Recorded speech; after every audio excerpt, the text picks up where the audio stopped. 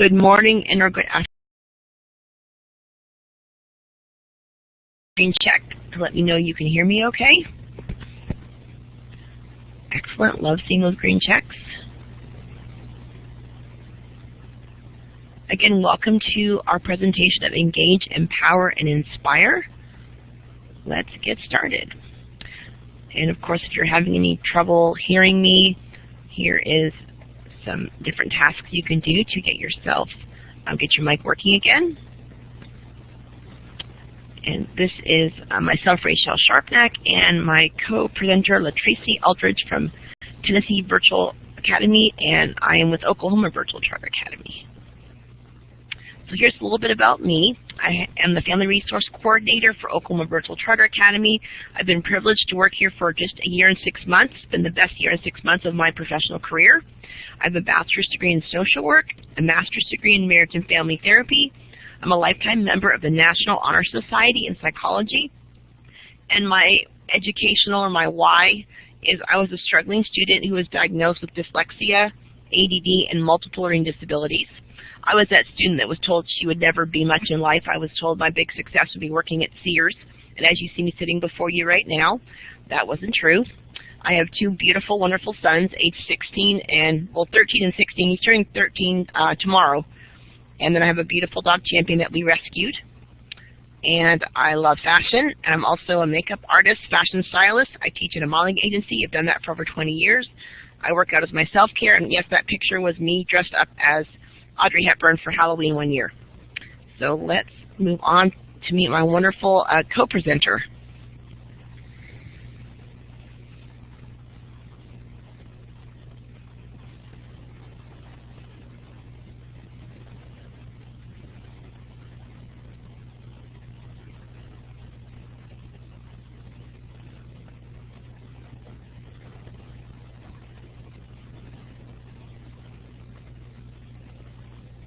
Hello, everyone.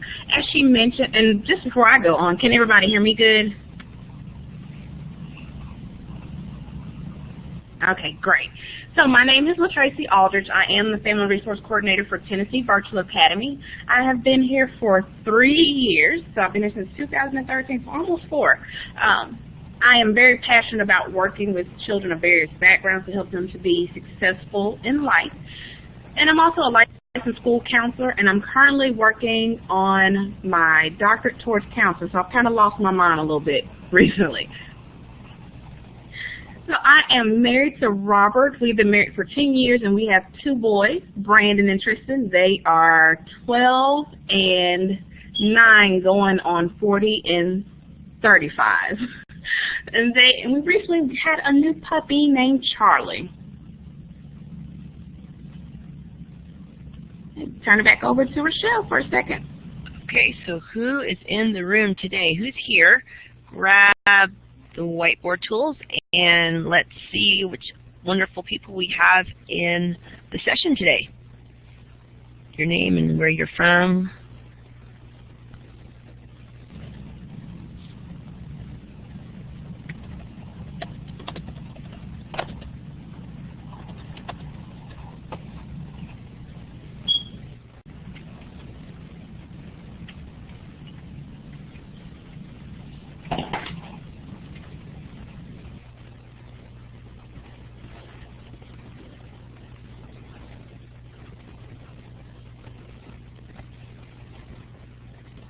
Good to see lots and lots of people from all over the place here in our session today. Welcome all of our FRCs and welcome all my OVCA team members.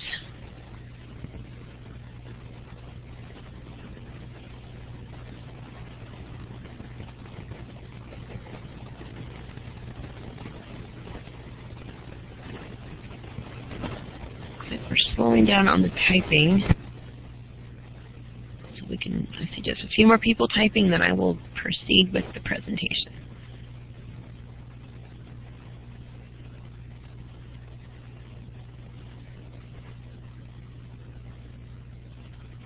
That looks like everybody that is going to sign. I see a few people maybe with some delays still writing. I'll just give it a few more moments to get you signed in.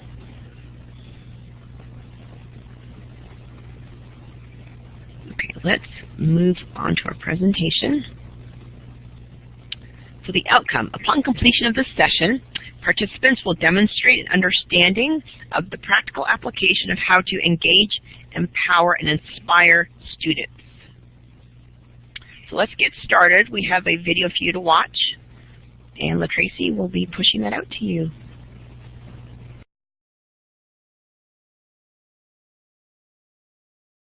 I'm going to push it through to WebTour, and then I'll also put the link in chat, so just in case WebTour does not like you today, you can click on the link and watch it just directly on your computer.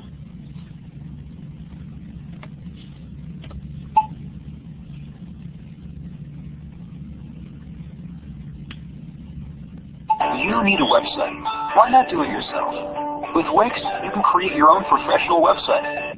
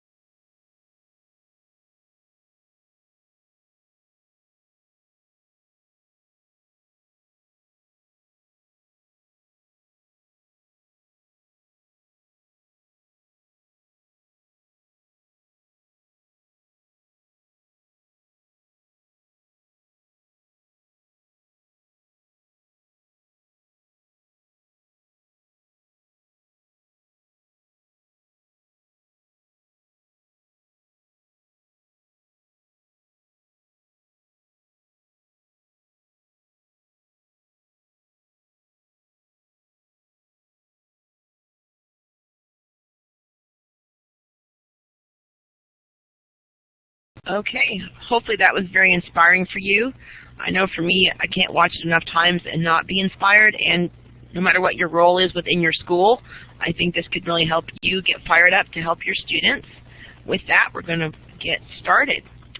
So, what are your thoughts? So, behaviors of the disengaged learner. So, using your whiteboard tools, kind of describe for me what behaviors do you typically see in the disengaged learner? What do we see in our virtual world?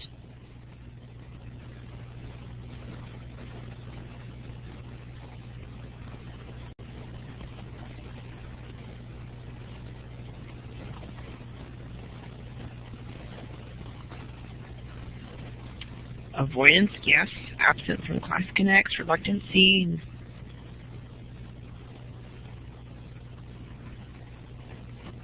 Non-responsive to emails, phone calls, skipping through lessons, excuses.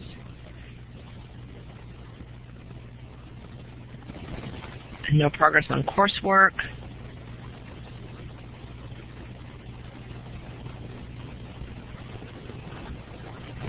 Sometimes you feel like when you're trying to get a hold of them by email, phone, you feel like they're just ignoring your call, avoiding you. You always schedule meetings, you try to reach out to them.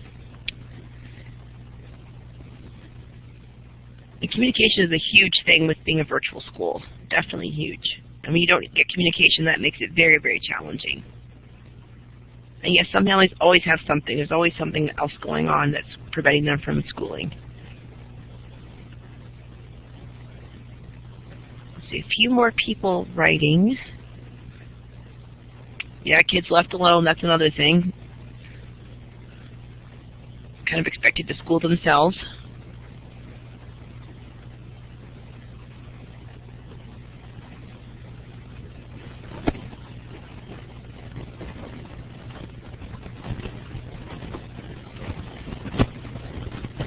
I see a few more people writing, then we will go on. These are all great, great things that you're typing here.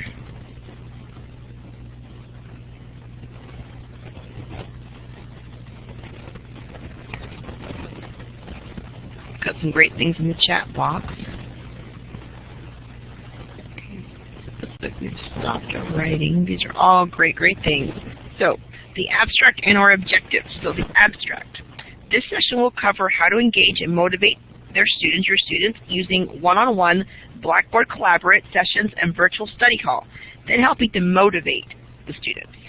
The information provided in the session will provide some stimulating ideas on how to improve engagement with students, the learning objectives. By the end of today's session, participants will be able to implement creative and effective ways to engage, empower, and inspire their students. So of course, I did some research. So there's more to school student engagement than the student that plays hooky, doesn't turn in assignments, along with student behaviors typically seen in engaged students. Emotional and cognitive play a role in engagement. Psychologically, engaged learners are intrinsically motivated by curiosity, interest, and enjoyment, and are likely to want to achieve their own intellectual or personal goals. When students have opportunities to connect with adults who approach these relationships with a spirit of caring, empathy, generosity, respect, and reciprocity, and a genuine desire to know students personally, they can make a unique contribution to young people's emerging adaptive capacity, self-sufficiency, resiliency, confidence, and knowledge of themselves as learners. As I do my daily job of supporting our students as an FRC, I found that many students were not engaging in their schooling. Working in a virtual school can be challenging, but to me it was just an opportunity to be more creative. When my fellow FAST team members were checking in with students in Blackboard Collaborate, I asked to be included for that holistic approach of support. The student was supported from all areas of need, academic, social, and emotional, which led to grades going up, engagement, motivation, and inspiration. Thus, the name of our presentation, Engage, Empower, Inspire. OVCA has a very diverse population of students, but like any brick-and-mortar school, students face many challenges outside of their school that can spill over to their performance in the classroom. Many students choose a virtual school due to situations either in their past or due to current issues or situations, such as trauma, grief or loss, bullying, medical, and many other social situations. I chose the strategy of using weekly check-ins to give students that one-to-one attention to encourage them to be the best they can and find out what was preventing them from being successful. By including members of the FAST team, teachers and other staff who are essential to helping students in the learning schooling process. So more research. So we've got the social engagement into the intellectual engagement. So today's research connects social engagement and intellectual engagement. So we've got the caring, supportive relationships, the respect, the fairness and trust, and then on the intellectual side, the high expectations, we want them to do well in school, the shared responsibility related to learning, they need to do their work, they need to check in, and then the strong disciplinary climate, they need to be logging in and doing the work that they're told to do. To engage in learning, students need social engagement. Students need to feel connected to the school climate. So today's presentation will focus on the social engagement piece. So the purpose. So we've got the student engagement, we've got the emotional, the social, the cognitive, and behavioral. So emotionally, a distinction between boredom and interest. Behaviorally, a distinction between positive behaviors and those we might associate with, quote, acting out. And then, of course, cognitively, challenges students to draw upon basic skills to engage in higher level thinking. So what the intention of the one-to-one sessions was to engage students in schooling and bring up their grades. And what was expected in the change of behavior was more engagement with schooling and really a positive outlook, not just on their schoolwork, but just on life, knowing they could do it. And of course, we started with the referral to myself, the FRC. When the students first referred to me, a lot of times it is for lack of engagement, and there's something maybe going on socially, medically, and of course, the characteristics of the student, lack of engagement for various reasons. With the student we're going to be talking about today, it was medical, social, and even legal. And the key people that were involved were the teachers, learning coaches, FAST staff, counselors, and principals. So again, it was a whole team thing. As they say, it takes a village. So what does the unengaged, unmotivated student look like? Again, we don't always see our students, but we can just visualize them through our cameras. This is what they're looking like at home. You know, we got the little pouty face, the kid that's like, oh my gosh, again. So here are some tips for enhancing student engagement and motivation. The following tips are provided in an effort to provide teachers, FASLs, and other staff with suggestions on how they might proactively begin the school year in an effort to improve and cultivate student motivation and engagement. So recognize and enhance one's mental and physical stability. Teaching is a stressful job, and it is imperative that teachers take care of their mental and physical selves. Teachers should engage in activities that are relaxing and physically challenging, have an outlet to alleviate stress, will radiate within the classroom, and positively enhance student-teacher relationships. The same with your FASLs and FAST team members. When teachers feel good about themselves, they have more patience for and better interaction with students. Possible outlets for stress include yoga, running, workouts with weights, healthy eating, dance, biking, or meditation. So you want to ensure the classroom environment is welcoming to students from all cultures. Again, even though we're virtual, to be engaged, students need to feel that they are in an environment where they are accepted and affirmed. Ensure that the classroom is warm and inviting to all. Enhance student self-belief. Research shows that students engage when they act as their own learning agents, working to achieve goals important to them. They must believe they can learn and know how to deal with failure and learn from those experiences. Incorporate problem-solving activities and provide discussions when failures occur. Allow students control over learning. This helps them develop confidence and commitment to learning. Survey students to obtain information about their likes and dislikes. You'll be getting an actual student survey that I came up with. That's a really creative one to get to know your students. Understanding what students like and dislike will provide suggested areas in which teachers and FASLs can connect with students, example their favorite books, movies, and video games, and when we talk about the different scenarios, you'll see how this can come in handy. Information collected from the survey can be utilized as a motivation for academic and behavioral engagement, or as a means of building rapport with a student. So example, if your student, say, has a farm and has horses and you know they love horses, you can talk about that, and if it relates to your class, even more reason, you can say, oh, tell us about your horse, tell us about what it's like working on a farm. Allow students to work autonomously, enjoy learning relationships with peers. Again, even though we're virtual, we still want to have interaction, and feel that they are competent to reach their goals. Allowing students to work autonomously with others, developing their sense of competence, results in increased student motivation. This focuses on the cultivation of intrinsic motivation, which fosters self-determination that leads to engagement. Create learning opportunities that are active, collaborative, and promote learning relationships. Active learning in groups, peer relationships, and social skills are key components to engagement and motivation. Create educational experiences for students that are challenging and enriching and that extend their academic abilities. Easy learning activities and assignments are not as effective at engaging students as activities and assignments that challenge them. When students are reflecting, questioning, evaluating, and making connections between ideas, they are engaged. Teachers and FASLs must create rich educational experiences that challenges students' ideas and stretch them as far as they can go. And lastly, recognize that teaching and teachers are central to student engagement. Keeping up with the educational research through involvement in professional development activities is key for teachers and FASLs to remain current in the field using effective research-based strategies and techniques. So why so unmotivated? What do we think is causing students to be so unmotivated? When a student is dealing with things outside of school, it can spill over into their schooling habits. Keep in mind a student or learning coach may not trust you enough to confide in you about these issues. You may need to build a relationship and show you have a genuine interest in that student. Even if you don't have a clinical background, a student might feel he or she connects with you as a teacher or advisor or FASL or even principal and may give signs that something isn't right. If you don't feel equipped to handle this, that's when you utilize your school's FRC or counselor. In virtual school, this can be more challenging since you don't actually see the student, but listening for verbal cues. I know the majority of my FRC students starts with them talking to their teachers. They start telling their teachers about their depression. They start telling their teachers about different things going on at home, and the teacher's like, wow, what do I do with this? But of course, you can always listen and then make the referral, and then you can work together with your FRC or other counselor to help the student. So now let's move on to my strategy of relevance in engaging students in learning. So what does this have to do with real life? It's no surprise that relevance and intrinsic motivation are interconnected, and a key to engaging students in coursework. Using real-world examples that students can relate to helps establish relevance as well as draw students in and engage them with the content.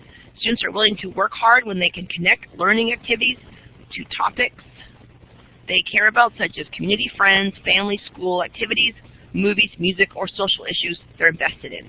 So the definition of intrinsic motivation that was mentioned previously refers to behavior that is driven by internal rewards. In other words, the motivation to engage in a behavior arises from within the individual because it is intrinsically motivated.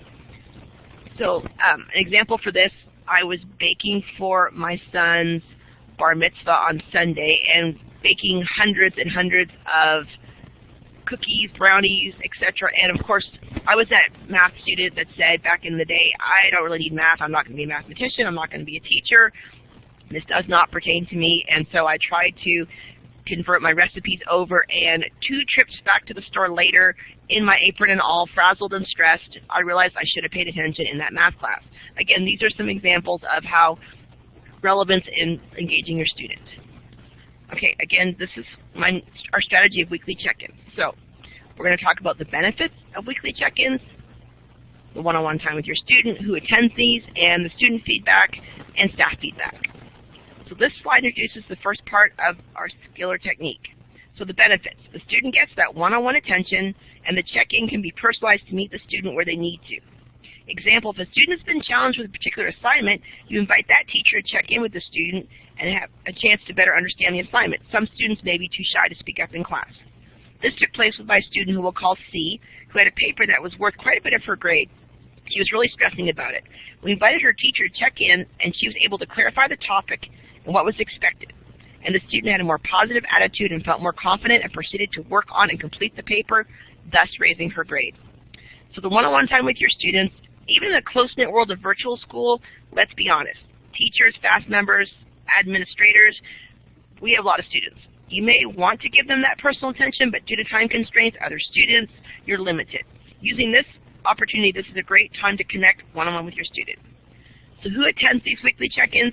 FASLs, FECs, teachers, administrators, FRCs, SPED staff, really any staff that has an interest in the student, or the student may be in need of their services and our support. We even invite the learning coaches to this.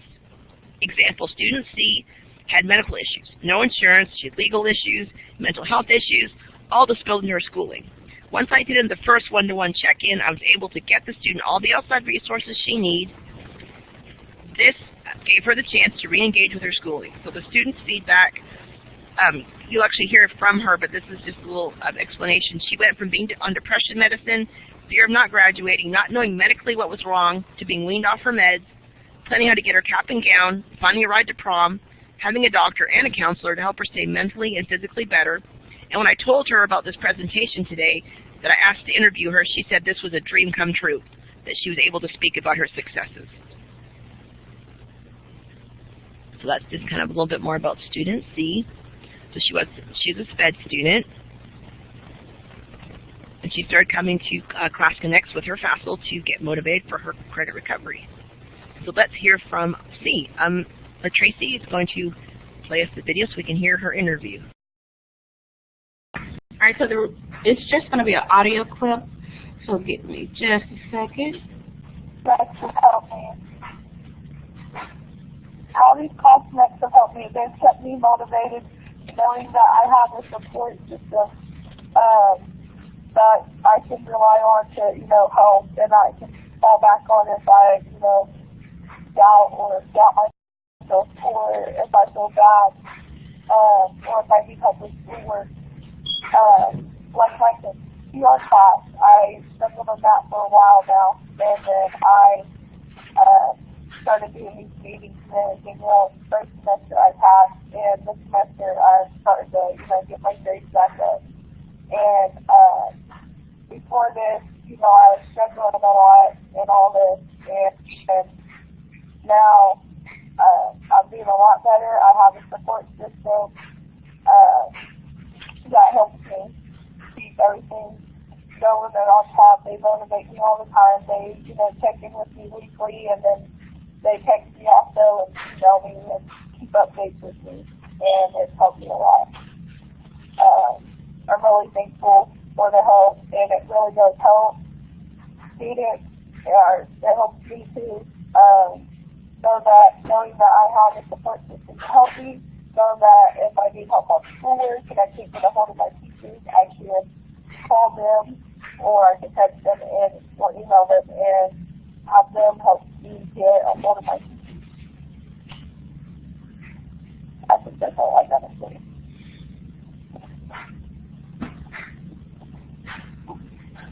But that's all. Probably.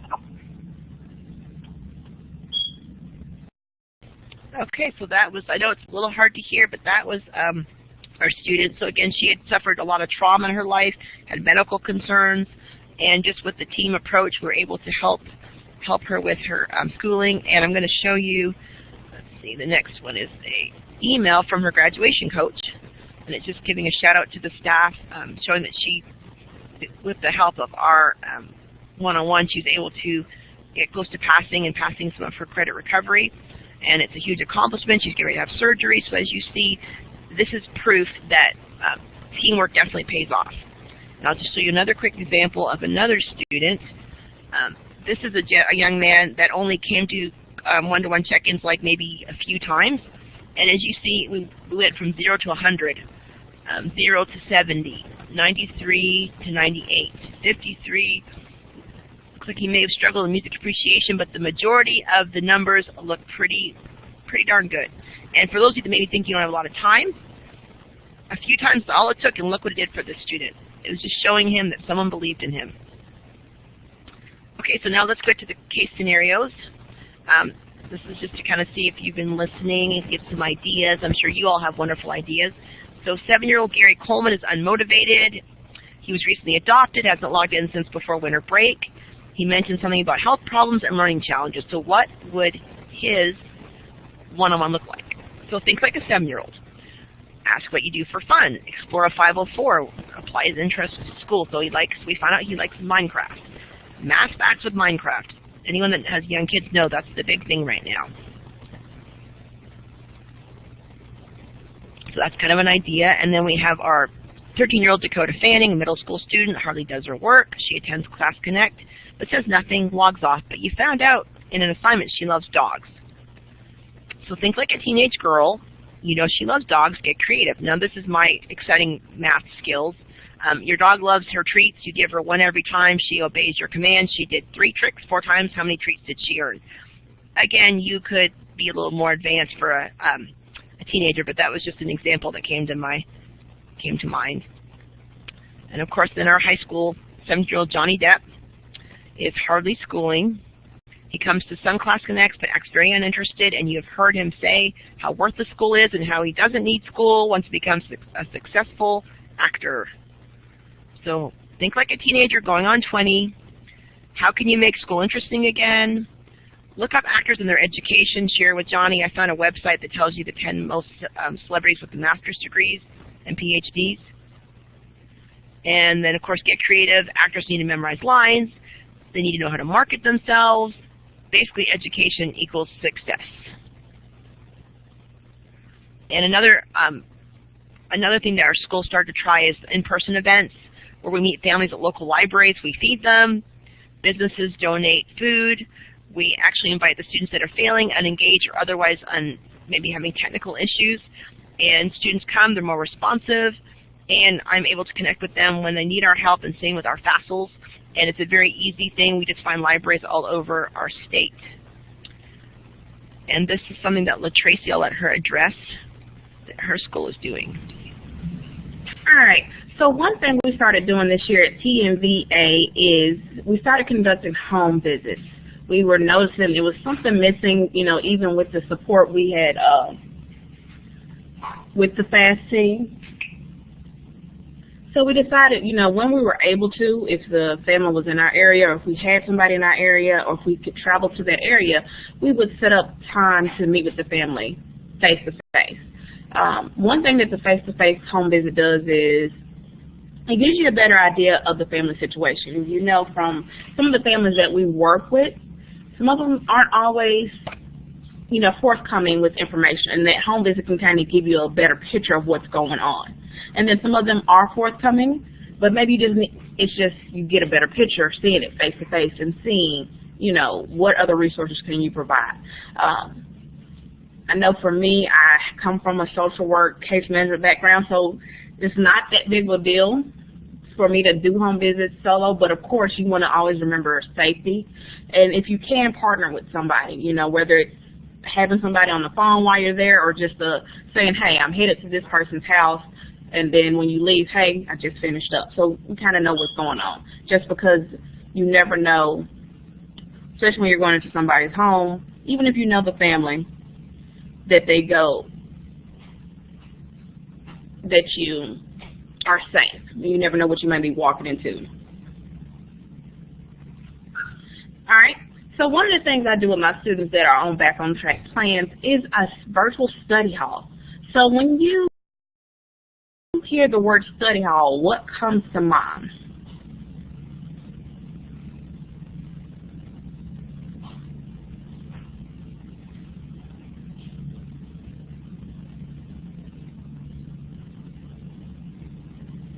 Boredom, okay. Catching up with work, kids in trouble, getting assisted.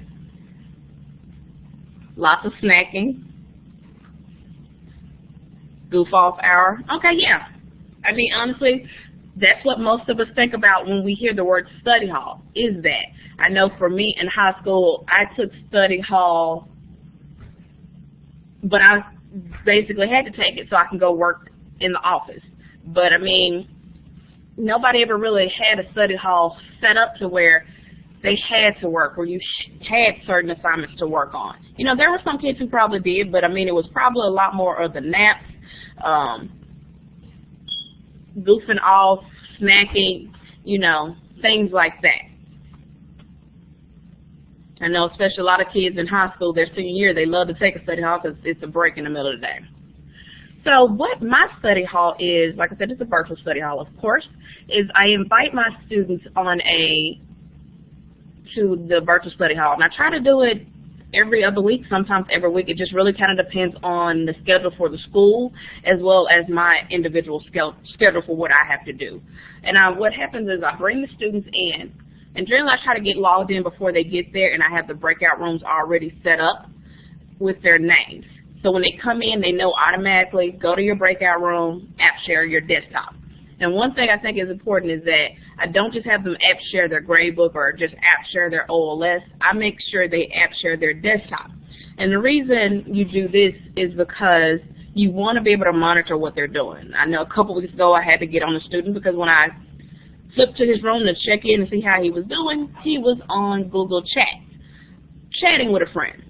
You know, so that allows me to see everything. So that's why you want to make sure you do that. And so what I do is once the student is into the breakout room, I go to each individual room. I pull up their Back on Track plan or their grade book, and I pull out, I say, hey, you go work on math. I generally try to have them work on whatever their lowest grade is. Yeah, so very important on why you want to make sure they app share. And sometimes if a student is confused on it, this can be time-consuming, especially, like I said, if you have a student with technical difficulties or a student who's not really sure of how to do it, it can sometimes be time-consuming.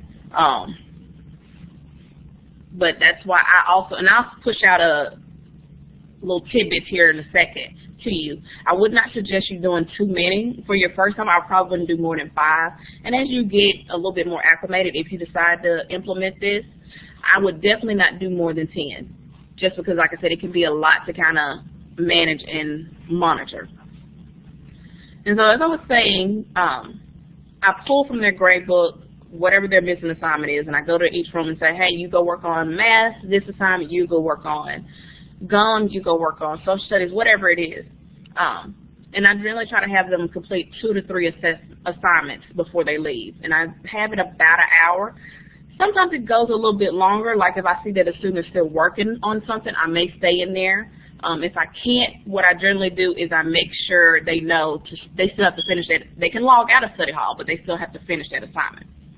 So some of our, I don't know how it is for other schools, but our teachers use Google Docs and Google Classroom and some other things for sending out assessments and assignments. So after the study hall, what I do is I email, right. And so like I said, a lot of ours are pushed out through PDFs, Word documents, Google Classroom, Google Docs. So once I see that they've completed it, like for instance, if it's an assignment in Google Docs,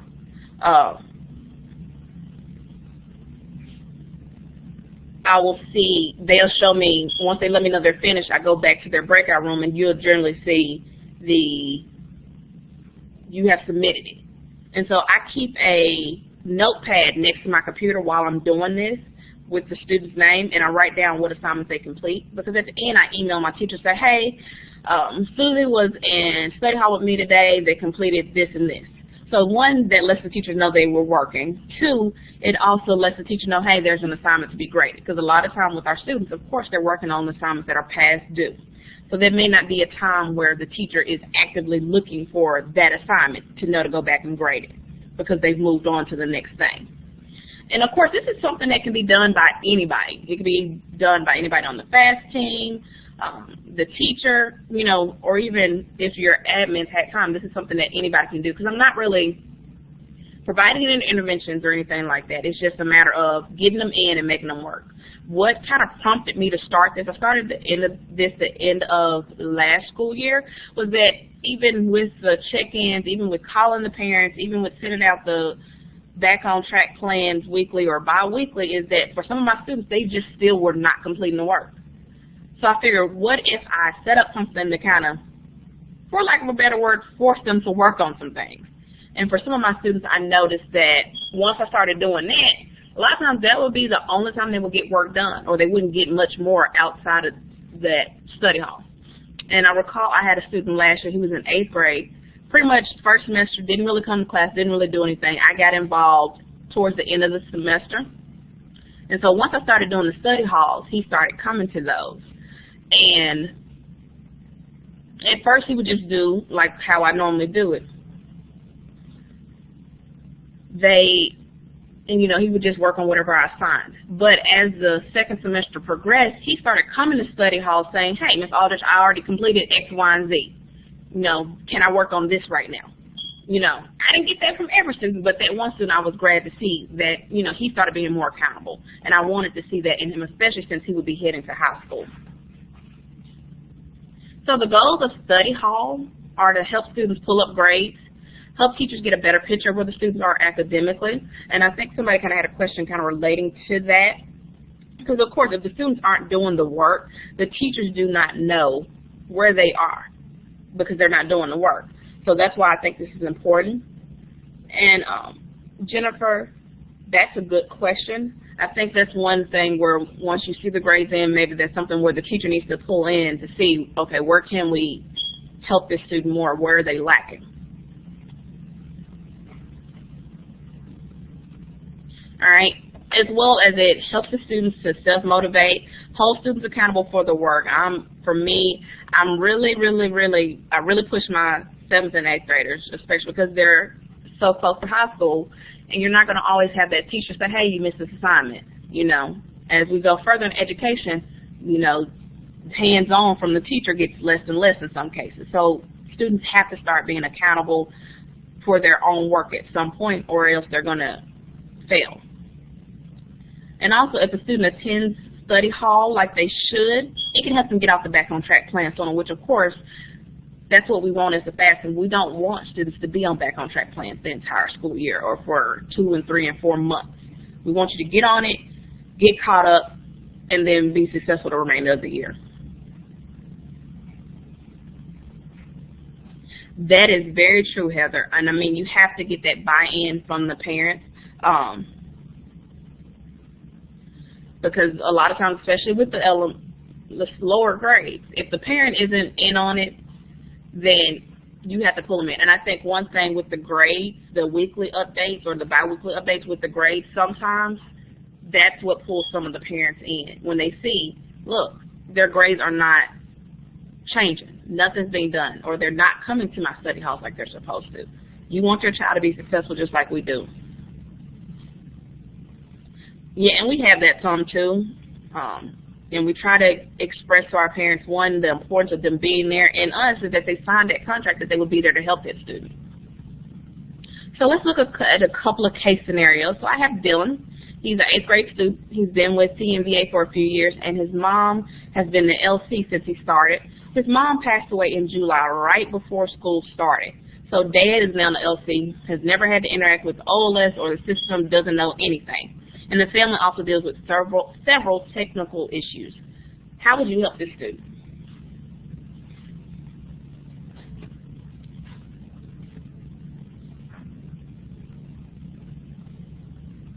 Okay, yeah, definitely put them on the back on track plan.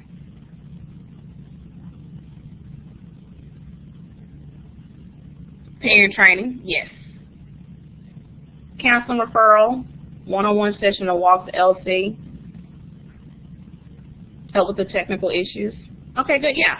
And that's a lot of what I did with this student, I'm sorry. So I did offer to check in to see how he was dealing with mom stuff. That was my first concern, because if you know anything about students and just counseling in general, we can't get to the academic side until we deal with this other side. And so one thing I did was offer that.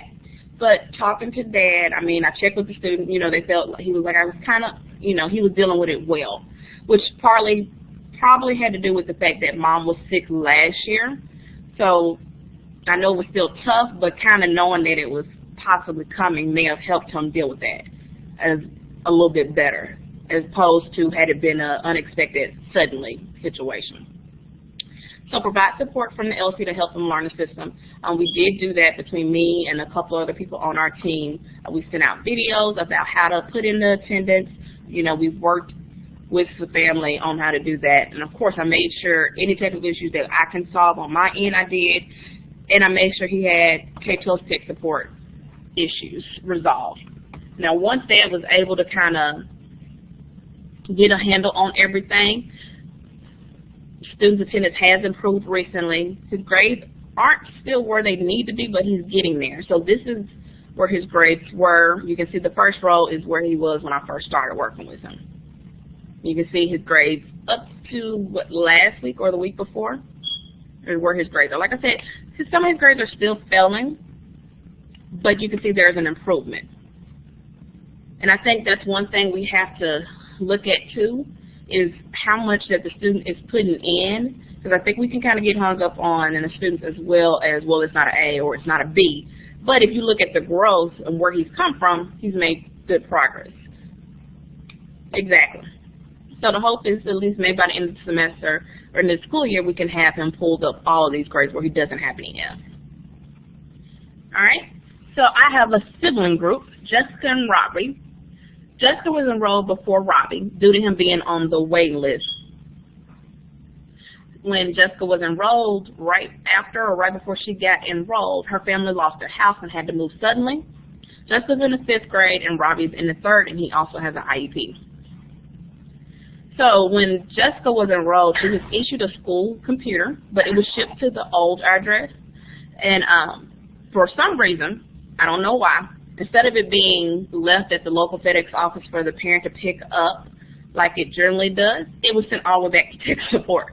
And unfortunately, since we didn't have the paperwork for the new address, we couldn't send out the computer until we got all of that. And then unfortunately, it took Mom quite a while to get the lease and everything so we can have our address updated. They did have a computer at home, but it was very old and very slow. And Dad is also going to be the LC, but he was not very computer savvy at all. So what resources would you provide with this family?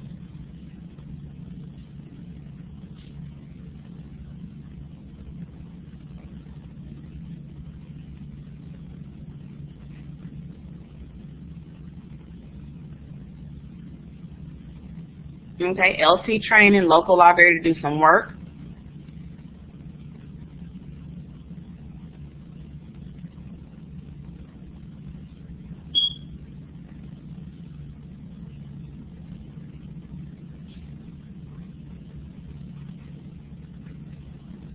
Okay. And actually, that's part of what I did. The first time I met with this family, because they had not had the computers at their house yet, is set up a session with them at the library. And we went over everything. You know, I allowed the kids to get on my laptop to see how things work, so they can see, because I think there's computer was scheduled to be there like a day or two, where they had it, but they hadn't set it up yet. So but that's exactly what I did. I met with them, and I even told them how they could utilize the library until they got their computer set up. The next thing I ended up doing, like I said, because the dad was not computers or tech savvy, he called me one day once they got their computer set up, and he was just like, "Ms. Aldridge, I'm lost, I'm confused, I don't know what's going on." You know, I did the general talking to him over the phone. You know, I logged in with the student's information on my end so I can be going through it just as he was, and he still wasn't getting it. Luckily, this was a family that was in my area. So I was like, you know what?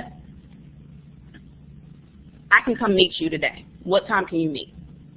So I drove over and was able to show this family, you know, at their house how to go through everything so they can get everything, you know, able to show them how both students can be logged in because they had a separate computer, made sure they had their mic set up and everything. Once the dad was able to fix that, that was the term for the students. They were able to attend class on a regular, you know, every day like they were supposed to. Started turning in assignments, going to class and everything like that. And Dad kept all his little notes. He had pictures and everything with notes so he can keep track of everything.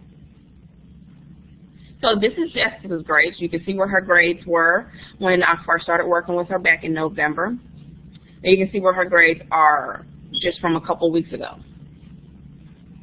Like I said, same situation where it's not quite out of failing, but I'm sure she'll be able to reach that goal of passing before the end of the school year.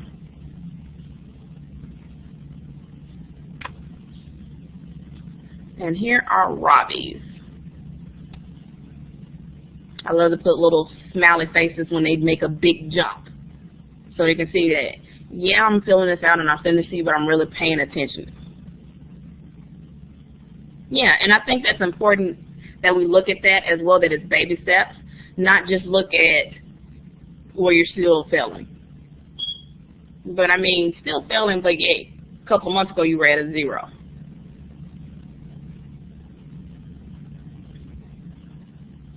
All right, so one thing I looked at was the effectiveness of study hall. There was a study done in Tallahassee, Florida, that looked at the effectiveness of mandatory study hall. I'm talking too fast.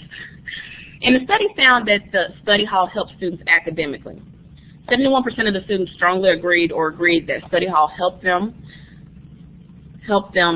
perform better in school, and they had a number of 77 students. And they were also able to get feedback on how to make the study hall more effective. Like, for example, make sure students have enough work to complete during study hall. I would have to say I agree, but I don't think I've really had that issue because, of course, if they're on back on track plans, I'm pretty sure there's plenty for them to work on. If they don't have any missing assignments or grade book, I'm definitely sure there's stuff in the OLS that they can be working on. And so if I don't, like I said, if I have a student that comes to study hall but they're caught up on all their missing assignments from the grade book, then they'll spend that hour working at OLS. So some incentives for study hall, and this can be done not just for study hall, but just for students doing better that day or pulling their grades up. Check with your local restaurants to see if they offer anything for students. I know here, for example, we have CC's Pizzas, and they give out coloring sheets for free buffets. And so I will send those out sometimes. I've used that actually when we have testing, state testing at the end of the year, and I've also done it when we have outings. We had a bowling alley earlier this year, and CC's was right down the street from the bowling alley. So what better way to have families come out, have fun bowling, and then go get your free pizza right afterwards. Another way to figure out some incentives, if you have kids in public schools where you are and they bring home different things, I know this is what I do if my son brings home something, I call that place and figure out how I can get it for my students. You know, I let them know who I am and I'm a school, and this is what I'm looking for. And so that's what I do.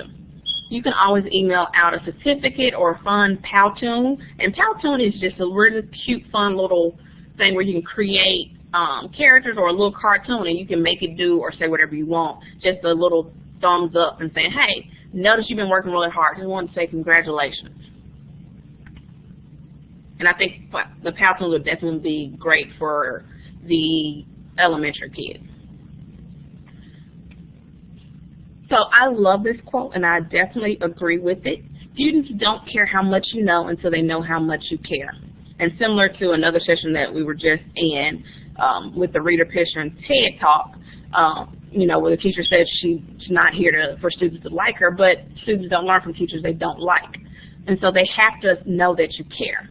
And you have to see that. And I know sometimes it seems that we don't get that, or the outsiders don't think that we can reach our students because they don't see us physically on an everyday basis, and some of our students will never ever see us face to face. But I mean, in the almost 4 years that I worked here, I can say we have definitely crashed that misconception. Because I mean, if I'm having students email me about wanting to be a school counselor just because of what they see me do, that's it's obvious that we're reaching out to them. Or if they're emailing me or wanting to talk to me outside of class about whatever else is going on, obviously we're doing something right. So I definitely feel like, yeah, we can get that same report that brick and mortar teachers get. We just may have to do it a little different.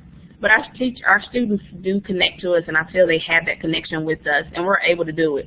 We just do it virtually, and I think we do it a little bit better. All right, so with that being said, not only do we have to try to motivate our students, we have to be motivated as well.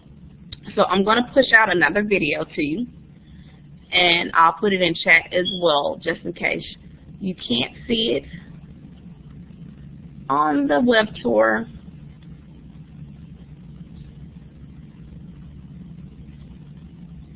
Thank you, Ms. Johnson.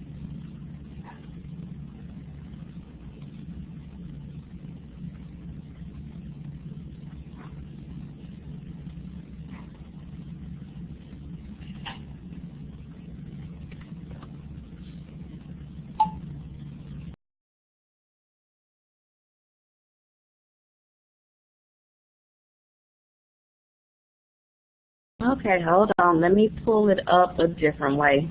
See what's going on here.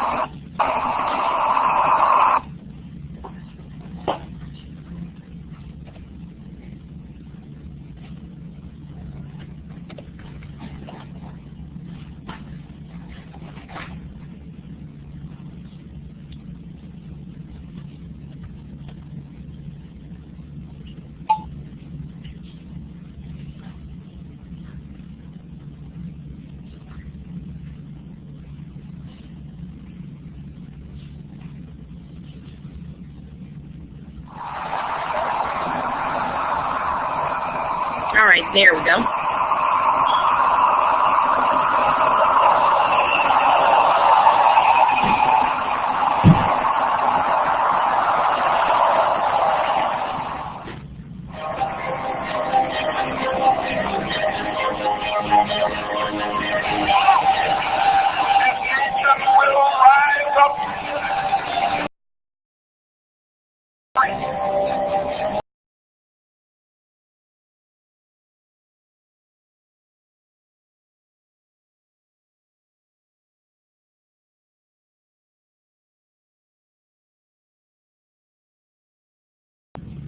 Alrighty. So here's just a list of our references that we use. And then we have one last video, and that we'll do questions and answers.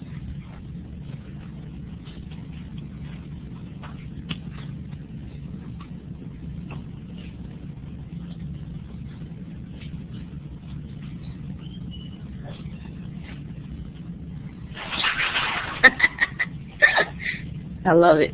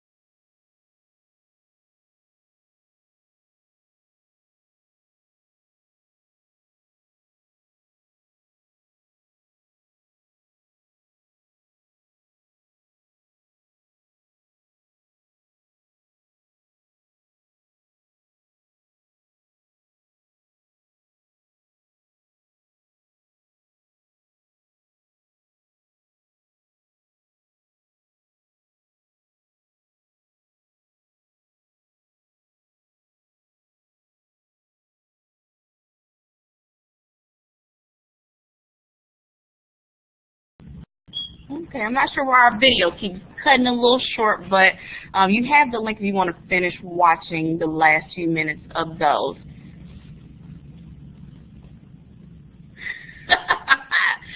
I like that, Sandra. So here's our contact information. If you have any questions or you wanted to reach out to us, I'm going to push out to you. I've already pushed out her student interest survey, but then I'm going to also push out my study hall tidbits and tips. So if you felt like implementing that, give you a little tidbits. And then, of course, like I said, if you have questions later on, you can definitely reach out to us. Any questions or anything before we end here?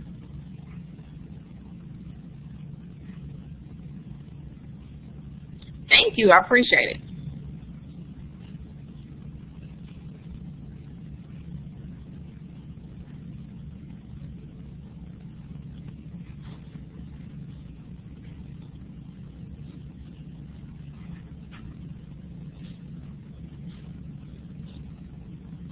And you have those pushed out to you now.